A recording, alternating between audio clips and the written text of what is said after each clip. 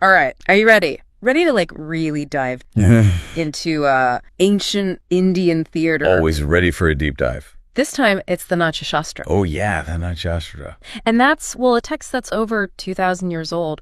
But, and here's the thing, it still like influences how people perform today. I can see that. Yeah. It's wild. They break down every single little detail, like literally how to move your eyebrows to show a specific emotion. Really? Yeah, no, it's super detailed. And we've got some YouTube videos for this one, breaking down, different chapters.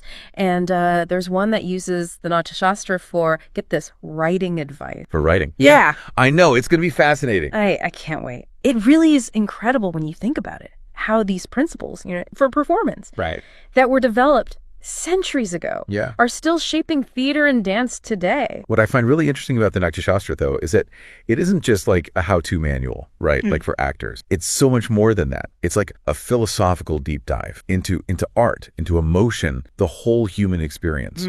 It shows you just how deeply intertwined theater and spirituality were back then in ancient India. Yeah. I noticed that too. I mean, they even have a whole chapter just on pre-performance ritual. Oh yeah, it's like they're preparing for like some kind of sacred act, isn't it? Right. Okay, so the Natyashastra, it's basically like the foundational text on Indian drama, music, dance, everything.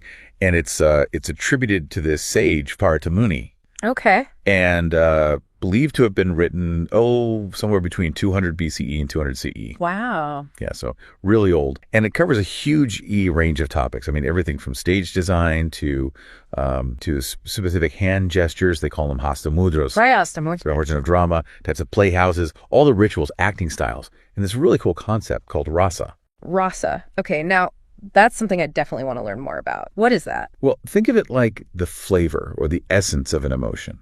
It's about how performers, how they actually evoke, specific emotions in the audience. And not just through words, but through this precise combination of expressions, gestures, even their costume. Okay. Like, say you want to evoke fear on stage. Yeah. The cause of that fear, so like a tiger lurking in the shadows. Oh. That would be the vibhava. The vibhava. Right. Then you've got the actors' trembling hands, their wide eyes, all those reactions, those the anubhavas. Oh, okay. And then you have the vyabhikarabhavas, which are like these subtle layers of emotion, like maybe a flicker of hope, that they might escape, or a sudden urge to fight back. Wow, that's incredible. It's like they mapped out every emotion possible and then created this toolkit for the performers to navigate it all. Exactly. And the Natyashastra, it outlines 8 primary rasas: love, laughter, pathos, fury, heroism, terror, disgust, and wonder. Wow. It's really fascinating how they break it all down, the elements of each emotion. It's striking to me how much emphasis they put on creating this holistic experience for the audience. Yeah. Like, it wasn't just about, the words being spoken or the story itself. It was about engaging all the senses, all the emotions, It makes you think, how much of that have we lost in how we perform now? That is a great question. Yeah. It does raise some really interesting points about how theater has evolved and how we experience art these days. Now, speaking of evoking emotions, the Natyashastra gets into a lot of really incredible detail about physical aspects of performance too, like dance and movement. You've probably heard of Tandava and Lasya, right? The 2 main dance styles. Right. Yeah, those came up in the source material. Those are they're related to certain deities, right? They are, yeah. Tandava is it's the masculine style, very vigorous, associated with Shiva, the god of destruction. And Lasya, that's feminine and graceful, associated with Parvati, Shiva's consort. It's like they embody the duality of creation and destruction, right? Yeah. The yin and yang of the universe. I'm seeing this theme of duality a lot in the Natyashastra.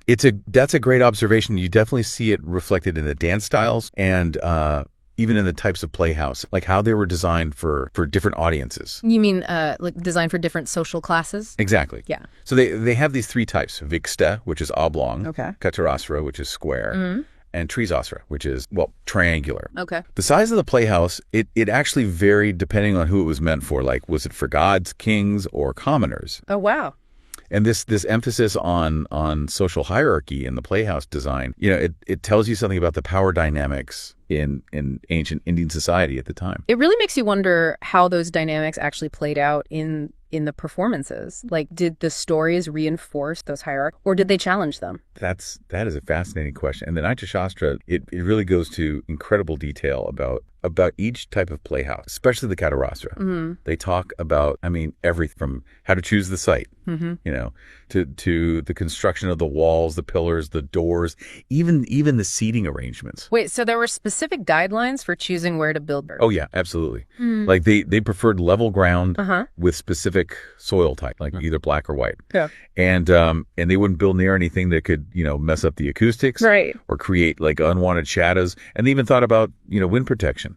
Oh. And aesthetics. Right. It's clear that they considered these spaces, these playhouses, to be sacred. Yeah, it's almost like they were creating like a sanctuary dedicated to the arts, a space where the everyday world, it just fell away, and the magic of the performance could just unfold. That's beautifully put. And this sense of the sacred, it extended to the pre-performance rituals too. They called them purvaranga. Okay. Which involved, purifying the stage, invoking deities. Like they wanted to ensure a successful and auspicious performance. So it's like setting the right atmosphere, right? Inviting the divine to be present. Exactly. That's really interesting. What did those rituals involve? Were there specific things they did or offerings they made? Oh, they were highly structured, involving specific musical pieces, dances, chants, incense offerings, all to honor the deities. They even used these things called druvas, which are they're like these fixed musical patterns that were believed to have like a powerful spiritual significance. So the druvas, they're like these recurring musical motifs that like weave this sonic tapestry of sacred sounds throughout the performance. Exactly, and each one had a specific purpose, a specific meaning, to invoke certain deities or create certain emotional effects. Wow. It's really remarkable how carefully they considered every single element of the performance.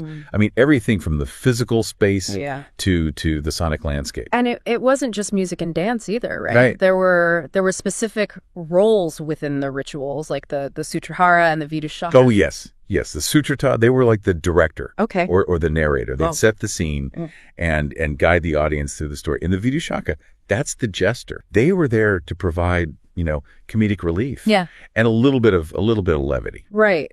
It speaks to that holistic nature of their approach. Yes. They understood that art is about engaging the whole human experience, right? Yeah. The serious and the spiritual, but also the lighthearted and the humorous. Precisely. And all of this, it was to prepare the audience for the main performance. The Natyashastra talks about the rasika. That's the cultivated spectator, the one who can fully appreciate and experience the rasas being conveyed. Oh, interesting. So it's not just about passively watching. It's about actively like participating in creating the meaning, the emotion. Yes. It's like this two-way street, right? This energetic exchange between the performer and the audience. That is a great way to put it. And the Natyashastra, it actually provides guidance for both sides of that exchange. For the performers, it's about mastering those techniques of abhinaya and rasa. Right. And for the audience, it's about cultivating the ability to open themselves up to the experience. But we're getting ahead of ourselves. Before we jump into all the details of abhinaya, there's this fascinating story about how this text, this Natyashastra, how it came to be. Oh, really? A tale of gods and demons and the creation of a fifth Veda. A fifth Veda. Now I'm really intrigued. Tell me more. Okay, so picture this. Humanity, right? They're all consumed by these negative emotions. Greed, anger, jealousy. They're living in chaos and disharmony. Indra, who's the king of the gods, he sees all this and he goes to Brahma, the creator. And he asks him to do something to help. Okay. He requests this new form of entertainment that would be accessible to everyone, no matter what their social status was. So it's a way to bring people together, lift their spirits, remind them of their shared humanity. Exactly. And Brahma, he's compassionate, he's wise, he agrees to help. He decides to create a fifth Veda. The Natya Veda, specifically for theater. A fifth Veda. That's a pretty big deal. So this wasn't just like some casual entertainment. This was considered really significant knowledge, wisdom. Oh, absolutely. Yeah. So he takes elements from the existing four Vedas. Okay. Chants from the Rig Veda, songs from the Sama Veda, histrionic representation from the Yajur Veda, and sentiments from the Atharva Veda. Yeah. And then he entrusts this brand new Veda to the sage Varda Muni, tells him to teach it. to practice it. Okay, so Bharata Muni, the author of the Natyashastra, he was like the original drama teacher. Precisely. So Bharata, he gathers his students and some apsaras. Apsaras? Yeah, those are celestial nymphs created by Brahma. Oh, wow. And they put on this performance for the gods, showcasing all the elements of the Natya Veda. Celestial nymphs. It sounds like they really went all out for this first performance. I mean, you can imagine it was a grand spectacle. However, not everyone was happy. Oh, no. The asuras, the demons, yeah, they got jealous of the performance. Of course they did. And they tried to disrupt it. Those pesky demons always stirring up trouble. It seems like, even in the mythical realm, theater had its critics. It did. But Brahma, he wasn't going to let them ruin the show. He calls upon Vishwakarma, the divine architect, to build a special playhouse and assigns all these different gods to protect it. So even in this origin story, we see, again, that significance of the physical space and the rituals performance. It's like they were creating this sacred bubble, where the power of art could just flourish undisturbed by all that negativity and chaos. That's a beautiful way to put it. The story, it really highlights just how deeply embedded theater was within their worldview. I mean, this wasn't just entertainment. Right. It was a powerful force for order, for harmony in the world. Okay, wow. I think we've covered a lot of ground here. We have. We've gone from the origins of the Natyashastra, those mythical roots, to the specifics of the playhouses and those pre-performance rituals. And we haven't even gotten to the details of those hand gestures and those facial expressions. Right now, it's a lot to cover. We'll dive into all those specifics of Abhinaya next time. Explore those nuances that really make Indian theater so captivating. I can't wait. It's incredible how this text, written all those centuries ago, is still so relevant, so insightful. It makes you realize that those fundamental principles of storytelling, of connecting with an audience, they haven't really changed them, You're absolutely right. The Natyashastra, it isn't just a window into the past. It's a guide to understanding this timeless power that art has to move us, to inspire us, to transform us. That's a great way to put it. All right, well, we'll pick this up next time. Yeah, sounds good. We got a lot more to explore. We do. Okay, so last time we explored, those origins and the philosophy of the Natyashastra, and now I'm ready to dive into like the practical stuff. Yes. Those fascinating hand gestures, the hasta mudras. Right. Let's explore the world of nonverbal communication then, shall we? Yeah, let's do it. So you got to remember, there are actually 67 of these hand gestures. 67. 24 just for a single hand, and then 13 that use both hands together. Wow. And each mudra, each gesture, it carries this specific meaning. And it can represent, a whole range of concepts. It's like a secret language of the hands. It is, yeah. Can you give me some examples? Like what would some of these look like? Okay, so imagine, right, you're an actor on that ancient stage. Yeah. And you want to convey power. Okay. You could use the Pataka mudra. You hold your hand flat, like a shield. Oh, okay. It's commanding attention, right? Yeah. Or maybe you choose the Tripithaka, right, where you shape your hand like a crown, symbolizing authority, regality. Each gesture, it's like it paints this different picture, and the choice is yours as the performer to decide which one you want to use. That's so visual. So even just the selection of a particular mudra, that adds another layer of meaning and nuance to the performance. Exactly. And it's not just static poses either.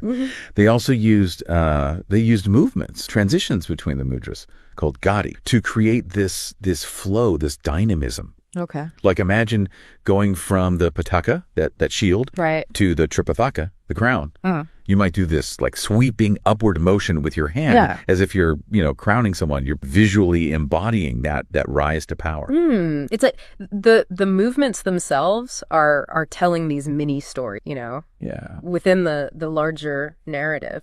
Are there certain types of movements that go with like different emotions or intentions? Oh, absolutely. Like a sharp downward motion that might go with, a forceful statement. Right. While a gentle circling movement could express tenderness or longing. They even had movements for like drawing upwards, dragging, accepting, killing, beckoning, even threatening. Wow. It's quite a vocabulary of motion. Wow, it's amazing. They thought of everything. Yeah. It's like this ancient text is like a blueprint for creating this whole universe of expression on stage. But we're just talking about hands right now. Right. Didn't you say there were like 6 major limbs? Oh, yes. That they incorporated into Abhinaya? 6 major limbs. That's right. The Natyashastra, it outlines, gestures and movements. Yeah. For the head, the hands, the breast, sides, waist, and the feet. Oh, wow. And each one, it has its own unique set of expressions. So it's not just hand choreography. Right. It's this whole body symphony of movements. Exactly. It must have been incredible to see these performances. I can only imagine. Can you give me some examples of how they used like the other parts of the body? Sure. So, for instance, they describe all these different ways of moving the chest, to convey like pride or shame or sorrow. Okay. Imagine like a character puffing out their chest, to show confidence, or slumping their shoulders in defeat. It's fascinating how even like these subtle shifts in posture can communicate so much. They can, about the character's inner state. And then you've got the movements of the waist, the hips, which are particularly expressive in dance. Right. They describe all these different ways of twisting and bending and swaying to convey joy or sensuality or even grief. This makes me think about the 2 main dance styles, Tandava and Lasha. Did they incorporate these specific body movements into those styles? They absolutely did. Remember, Tandava, that embodies that masculine energy of Shiva, right? Right. Often expressed through these strong, sharp, angular movements. Lasha, on the other hand, that reflects the feminine energy of Parvati, flowing, circular, very graceful. But even within each style, there are nuances and variations. It's like this delicate dance. It is. Between like power and grace, you know? Yeah. Strength and fluidity. Exactly. And the Natyashastra, it emphasizes, how important it is to balance these energies in a performance. Oh, okay. Too much Tandava and it becomes chaotic. Too much Lasha and it lacks energy. It's all about finding that perfect harmony. And that balance, it extends to the legs and feet as well. Wait, the feet too? I thought those were just for like walking around the stage. No. They used specific foot movements. Oh, wow. To express emotions and actions.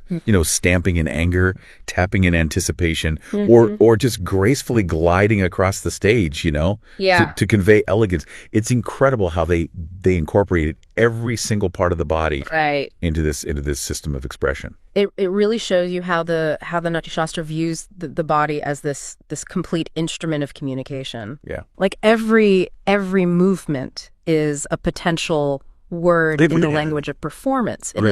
It's a testament to their deep understanding of how physicality and emotion are just so intertwined, You said that perfectly. But let's move beyond the performers themselves for a minute and go back to this stage. Last time we talked about those incredible playhouses. Yes. Designed for those different audiences. Right. Those Natyashastra playhouses, those sounded especially impressive. They were. Can you paint me a more detailed picture of what it would have been like to actually experience a performance in one of those spaces? Okay, so close your eyes for a minute and imagine you're transported back in time, right? Okay. You're walking down this bustling street in ancient India. And you're approaching this grand Natyashastra playhouse. It's square structure. It's rising above all the surrounding buildings. The walls are adorned with all these intricate carvings, these statues, hinting at all the wonders that are waiting inside. It sounds almost like an ancient temple. It does, yeah. Dedicated to the arts. It does. So you step through this grand entrance, right? And you find yourself in this spacious hall. It's buzzing with anticipation. Wow. And the stage, the Rangazirsa, it's elevated, crafted from 6 pieces of wood. 6. Maybe it's meant to symbolize, the 6 angas. Oh, interesting. Those major limbs used in Abhinaya. Yeah. The head, the hands, the chest, the sides, waist, and feet. Each playing its part of the performance. It's amazing how even the construction of the stage has this symbolic meaning. It does. And behind the stage, you have the Napathya. That's the tiring room. Okay. Where the actors prepare. Right. You can almost hear, the rustle of costumes. Yeah. The murmur of final rehearsals. Yeah. And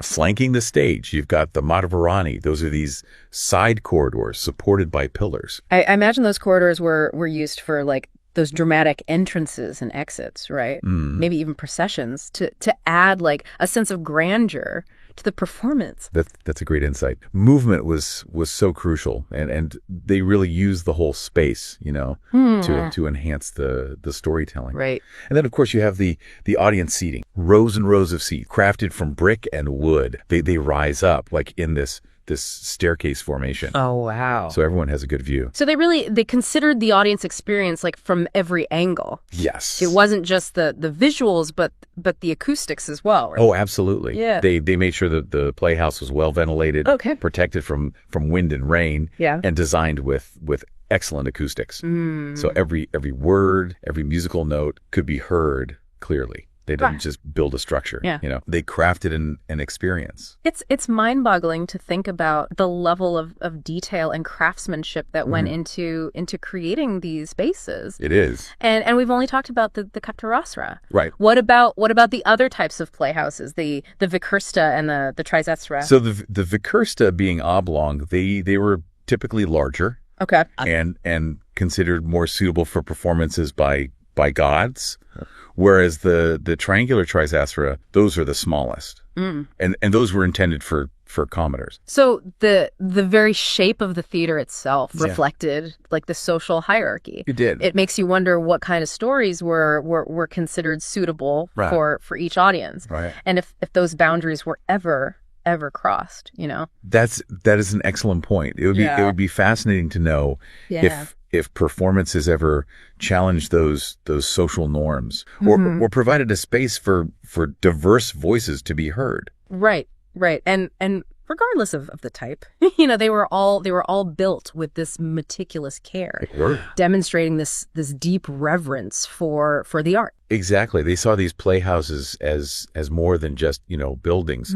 They were portals to other worlds, right? Gateways to the imagination, spaces where the divine and the human could meet. This deep dive has given me a whole new appreciation for the richness and the complexity of ancient Indian theater. It's more than just entertainment, It's a reflection of their culture, their beliefs, their deep understanding of human emotion and expression. I agree. And even though we focused a lot on the physical aspects of performance today, the Natyashastra, it doesn't end there. Right. Next time, we're going to explore the power of the voice in Vajika Abhinaya. Yeah. The art of using speech to create these compelling characters. I can't wait to dive into that world of vocal expression. It's going to be great. Until then, maybe our listeners can, try practicing a few mudras or imagine themselves, stepping into one of those magnificent playhouses. That'd be fun. Welcome back. We're diving back into the Natyashastra. Back into it. And, we explored all that amazing physicality of ancient Indian theater. The gestures, the movements. Yeah, those mesmerizing gestures and movements. And pretty incredible. But now I'm ready to find out how they used their voices, to bring those characters and stories to life. Perfect. Yeah, let's jump right into that. Today we're going to be delving into Vajika Abhinaya. Vajika Abhinaya, yeah. Which is basically, it's the art of using your voice to evoke emotions and to shape those compelling characters. Okay, so more than just the words themselves. Way more. The Natyashastra, it breaks it down into all these different components you get here. Diction, your pronunciation, tone, pitch, rhythm, even pauses. Pauses, huh? Think about it, right? Yeah. Even the simplest phrase. It can have a completely different meaning. Right. Depending on how you say it. Yeah. Like a whispered, I love you. Exactly. Has a very different feeling than that same phrase shouted in anger. Exactly. Yeah. See? You got it. And the Natyashastra, it gives guidance on how to actually modulate your voice for specific effects, like a soft melodious tone might be used for love or compassion, whereas a harsh guttural tone that could convey anger or disgust. They even talk about using a trembling voice to express, like fear or sorrow. It's like they created a whole emotional symphony, but for the voice. They did. And I imagine this is where those local usages that we talked about come into play as well. Yeah. Because different regions probably had, their own unique ways of using language to create those effects. It's just incredible how they recognize that power of language to shape our perceptions and our experiences. It is. I'm curious about how they applied these vocal techniques to different character types. Oh yeah. Like did they have certain vocal styles that they used for heroes or villains or comedic roles? Oh, absolutely. Like heroes, for example, they were often portrayed with this deep resonant voice. Yeah. Conveying strength and authority. Right. While villains, they might have a harsher, more grating voice, reflecting those sinister intentions. Oh, I can hear those villainous. Right. What about the comedic characters? Did they use humor in their vocal delivery? Question, yeah, did they? Well, they certainly did. They might employ like exaggerated tones, really high-pitched voices, or this rapid-fire delivery to create that sense of humor, that sense of levity. And the Natyashastra, it actually encourages actors to experiment, to play with their voices, to discover what works best for each role. It's amazing, how much freedom they gave the actors to explore and create, even within this structured system. It speaks to their understanding that performance, it's a living art form. It is. It's constantly, evolving, adapting. Right. And that exploration, it wasn't just limited to individual actors either. Oh. The Natyashastra, it also emphasizes the importance of vocal harmony. In group performances, like choral singing or chanting. So it's not just about individual voices. It's about how they blend together, how they weave together to create this unified whole. Exactly. They stressed clear pronunciation, precise timing, and this shared understanding of the emotional tone, so that you create this sonic tapestry where each voice is contributing a unique thread. It makes me think of those mesmerizing chants, that you hear in traditional Indian music, where the voices, they layer upon each other. Right. And it's hypnotic and so deeply moving. You're painting such a beautiful picture with your words. Thank you. And they didn't just focus on sound either. They also understood the power of silence. Oh, right. Strategically placed pauses, they could, heighten tension, create anticipation, or just give the audience a moment to absorb the emotional impact of a scene. Yeah, it's like those pregnant pauses in a film, Yes. Where you're just like on the edge of your seat waiting to see what's going to happen next. Sometimes what's not said is just as powerful as what is spoken. Exactly. And the Natyashastra, it highlights that silence is an integral part of that sonic landscape of performance. So we've talked about Anchika, right? Right. Yeah. The physical gestures. And now we've talked about Vasika. Right, the vocal expression. Can you remind me what the other two aspects of Abhinaya are? Of course. We still need to talk about Aharya. Yes. And Sattvika, right? Yeah. Aharya, that's about, the costumes, the makeup, the props, and then Sattvika, that deals with those involuntary expressions of emotion. You got it. And while Aharya might seem kind of superficial at first glance, the Natyashastra really stresses how important it is, in conveying social status, emotional states, even time periods or setting. It's not just about, aesthetics. It's about creating this visual language that really complements the performance. It's like each costume element, it becomes like a symbol. This visual shorthand for conveying a whole world of information to the audience. Exactly. Like imagine, a king wearing these elaborate robes, a crown. Instantly, you understand his authority. Right. Or a grieving widow in simple white garments, visually embodying her sorrow. And makeup was equally important too. It was used to enhance features, express emotions, or even create these fantastical beings like gods and demons. I can only imagine the creativity, the artistry involved in designing all of those looks. What about props? Oh, they used a whole range of props, from everyday objects like swords and staffs, right, to more symbolic items like flowers or mirrors. Each prop It was carefully chosen, to add another layer of visual interest and meaning to the performance. It's incredible, how every single detail was considered, from those grand set designs to the smallest prop, all working together to create this complete and immersive experience for the audience. It speaks to their understanding that theater is collaborative. It's not just the actors. Yeah. You've got costume designers, makeup artists, set designers, musicians, even the audience itself. Each element is contributing to that overall tapestry of the performance. Okay, now I'm really intrigued by Sattvika Abhinaya. Ah, yes. Tell me more about those involuntary expressions of emotion. Sattvika Abhinaya. This is the most subtle and the most challenging of the four. Okay. It's about those genuine, those spontaneous expressions that come from really deeply understanding and embodying the character. Mm-hmm. Think of tears welling up in your eyes, or a trembling voice, or even goosebumps.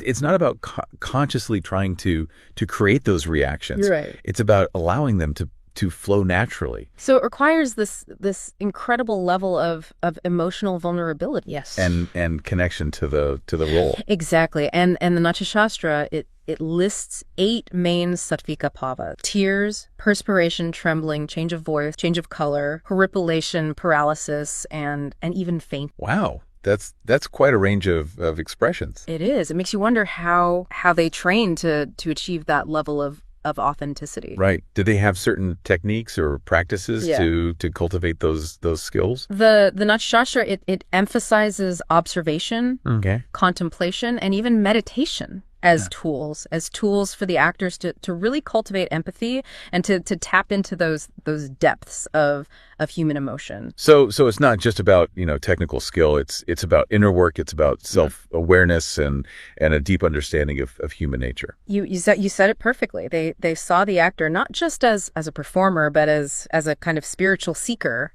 continuously striving to understand and embody the complexities of the human experience. This has been such an eye-opening journey. It has. I feel like I've gained this whole new appreciation for the depth, the sophistication of ancient Indian theater. It's more than just entertainment. It is. It's a reflection of their philosophy, their understanding of the universe, and their deep respect for the power of art to move us and to transform us. I couldn't agree more. And while some aspects of the Natyashastra might seem very specific to ancient India, its core principles, they're timeless. The importance of storytelling, connecting with an audience, using art as this vehicle for exploring the human experience, that's as relevant today as it was, thousands of years ago.